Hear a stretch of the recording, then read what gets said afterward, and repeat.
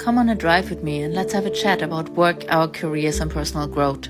I'm Cindy, founder of Empthrive, and while we're driving through the Irish countryside, let's discuss today a topic that affects millions of professionals across industries globally, employee turnover, and its deep connection with unhealthy work environments. We're going to explore how employees, whether you're an individual contributor or a first-line manager, can take control and thrive in their careers, even if it means walking away from challenging workplaces. We're going to look at the stats, the challenges, and the solutions, including one powerful resource and channel for you to use. You might not know about it yet, but yes, it's Empthrive. First things first, what do you think the cost of employee turnover is, and what is really behind it? We've all heard the numbers. Employee turnover is expensive.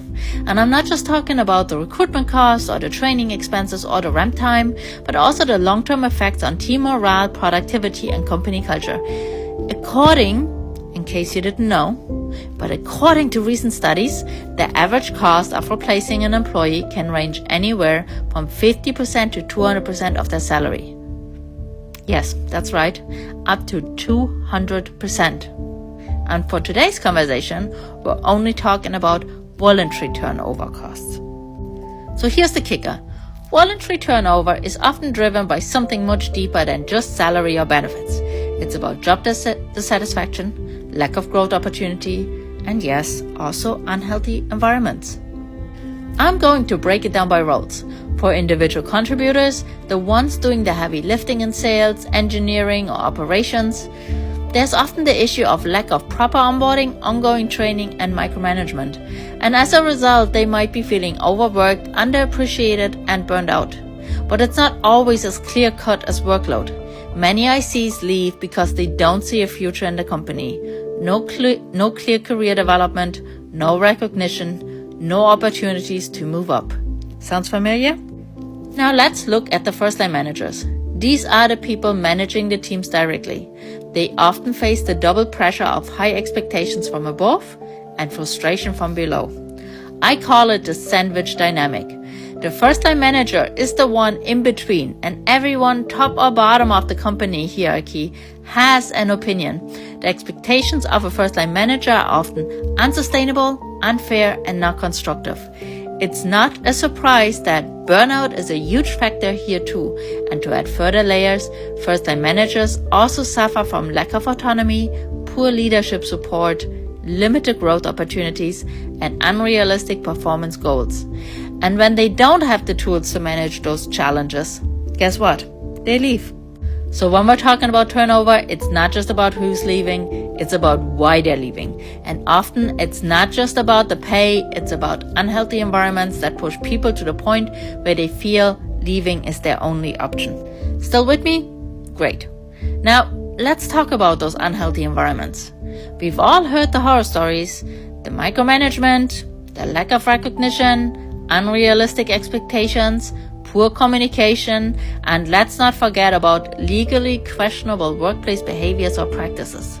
The truth is, these conditions don't just lead to people leaving, they lead to burnout, as we mentioned already, PTSD, panic attacks, stress, all sorts of health issues, and therefore sick days. And of course, it's impacting not only the individual, but the company's bottom line. For ICs, the individual contributors, an unhealthy workplace can mean feeling underwhelmed despite hitting sales targets or getting bogged down by constantly shifting goals without any support. And for the first-line managers, this might look like being caught between the high pressure from leadership and trying to manage demotivated teams despite doing all the right things. Either way, the result is clear because people leave. The thing is, companies could avoid all of this if they invested in their people, listened to them, and created an environment where people actually want to stay. Well, less attrition.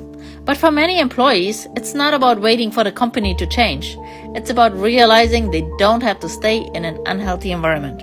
An environment they feel is not good for them, is not good for their health or their career. Let's pause and reflect for a second. I want you to think about your own workplace and the broader culture within your organization. Have you seen any of the following trends over the past 12 months? Yes, the last 12 months only. First, the higher turnover rates. Has your company experienced a 50% turnover rate or more? Meaning if your company has 30 people, have approximately 15 left in the last 12 months. And when I say company, it depends on the size, of course. It could also be the organization within that company. It could be the department. It could be the team. You get it. And next, have the rates been even higher in recent months? If so, it could be a signal that something deeper is at play, something that goes way beyond compensation and perks. And now, if you were to look at the last 18 months, which really isn't a long time, what's the turnover rate there? If you were to throw in other leave types, is the number on the higher or lower end? Next, employee engagement. Are the employee survey results constantly dipping? Are ICs and first-time managers increasingly dissatisfied with their roles, their managers, or the company culture? Are they calling it out in those surveys, yet nothing gets done? These survey results aren't just numbers on a page, they're a reflection of how people are feeling, and low scores can directly correlate to higher turnover. If you are in a senior leadership role, pay attention to the feedback given by ICs and first-time managers. If they are not aligned with the company's vision or mission anymore, it is on you to fix this. It is on you to dig deeper and ask the right questions. It is on you to align with your teams and listen to them. Take time, sit down and listen to them. And if you miss this opportunity, your company pays through attrition. What you can also do, take a quick look at your company's Glassdoor reviews. Are they trending downwards? What are employees saying in their feedback? Given it's an anonymous third-party tool, people fear less backlash sharing their experience on a third-party platform. This feedback is gold. So as a senior leader, watch out for things like, is it a matter of pay, or do they mention things like lack of growth opportunities, poor management, work-life balance issues, and so on? Year over year, has the company and CEO rating percentage changed? If it dipped by almost 7, 8, 9, 10 points, something is seriously up. It's time to stop finger pointing and blaming the ones in the arena. Okay, so one thing I promised at the start, and I want to dive into this further now. Let's talk about the true cost of turnover. So if you're in a position where turnover is high, it's more than just an inconvenience, it's costing your company. And when an individual contributor, for example, leaves, it costs the company approximately 50 to 100% of the annual salary. So quick math, if an IC is earning 120,000 euros a year, replacing them could cost the company between 60 to 120,000, and that's without factoring in lost team productivity, engagement, or morale. And also, you heard me mention the euro. You can also add dollar, pounds, whatever the currency in your country is. You get there. For first-time managers, turnover is even more expensive. The cost to replace a first-time manager can be as high as 150 to 200% of their salary.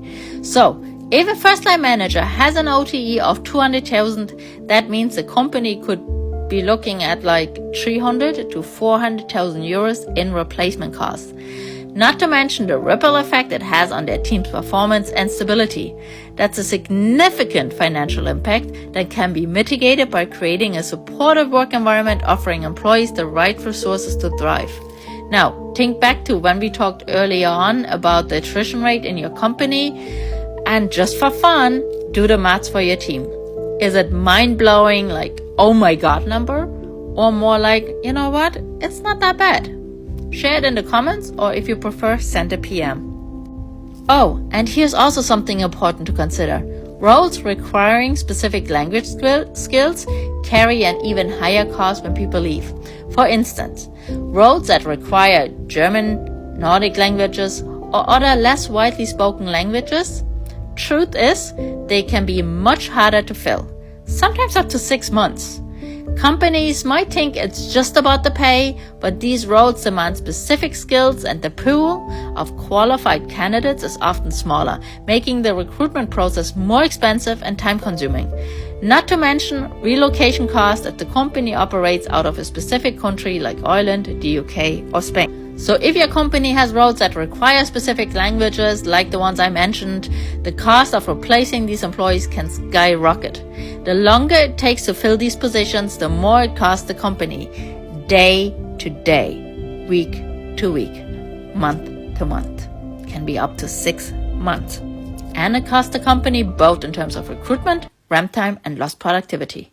And the competition, mind you, for skilled candidates is fiercer than ever, driving up the cost of finding the right person. And this is why it's even more important for companies to focus on reducing turnover and investing in their employees. You know, the ones they already have on board, the ones that they're already working for them. So, by helping employees feel more valued, supported, and equipped to succeed, companies can reduce turnover costs and avoid the ripple effects that impact productivity, morale, and overall company culture.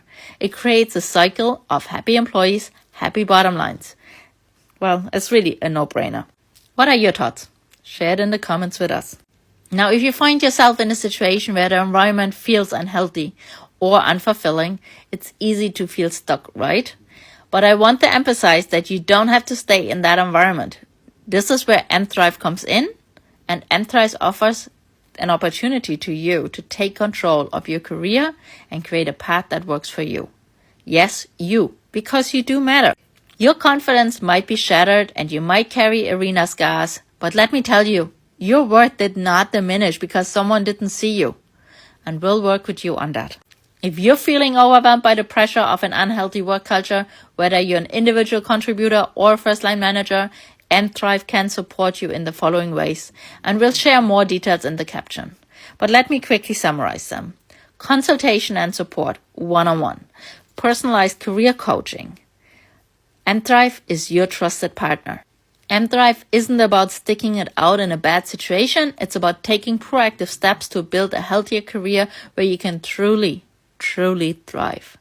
If you're feeling trapped, overworked, undervalued, or just need a different perspective, it's time to reach out to us. It's time to make a change, and Empthrive can help you navigate that transition. Anyway, I talked a lot, and we're almost at the end. We're going to park that car in a minute. What's the key takeaway from today's episode?